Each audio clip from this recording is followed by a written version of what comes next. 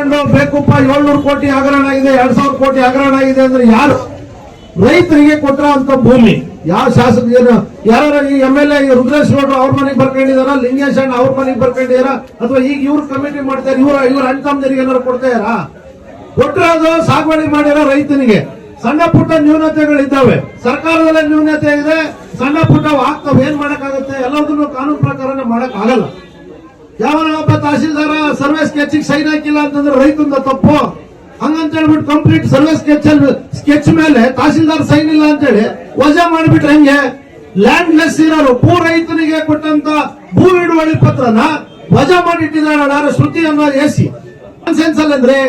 ಹಾಗಾಗಿ ಇವೆಲ್ಲ ರೈತರ ಗಮನಕ್ಕೆ ಹೋಗಿಲ್ಲ ಪಾಪ. ಎಷ್ಟೋ ಜನಕ್ಕೆ ಎಲ್ಲ ರೈತರ ಗಮನಕ್ಕೆ ಹೋದ್ರೆ ಆಕ್ರೋಶದ ಕಟ್ಟೆ ಹೊಡೆದ್ರೆ ಬಹಳ ದೊಡ್ಡ ಮಟ್ಟದ ಉಗ್ರವಾದಂತ ಪ್ರತಿಭಟನೆ ಆಗುತ್ತೆ. ಹಾಗಾಗಿ ಇದು ಏನು ಈಗ ಸ್ಫೋಟ ಆಗ್ತಾ ಇದೆ, ಇದು ಸ್ಫೋಟ ಆಗೋದಕ್ಕಿಂತ ಮೊದಲು ಎಚ್ಚೆತ್ಕೊಂಡು ತಾಲೂಕು ಆಡಳಿತ ಇದನ್ನು ಸೂಕ್ತವಾಗಿ ಬಗೆಹರಿಸಿದ್ರೆ ರೈತರು ಇಲ್ಲಿ ಅಲೆಯ ಅಂತದ್ದು ತಪ್ಪುತ್ತೆ ಅಂತಕ್ಕಂಥದ್ದು ನಮ್ಮ ಮನವಿ ಅಷ್ಟೇ.